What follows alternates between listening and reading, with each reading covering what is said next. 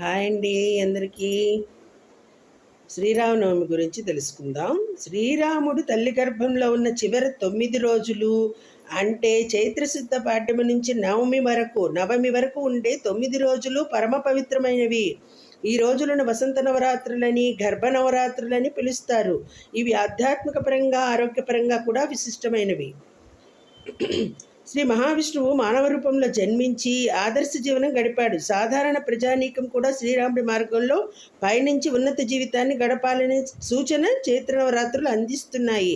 ఈ 9 రోజులు రామాయణాన్ని పారాయణం చేయడం సాంప్రదాయం. రామనామాన్ని పలికినంత మాత్రాన్ని సకల పాపాలు తొలగిపోతాయన్నాడు భక్త Gopanna.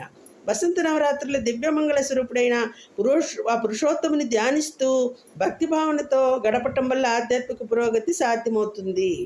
Okay, thank you all.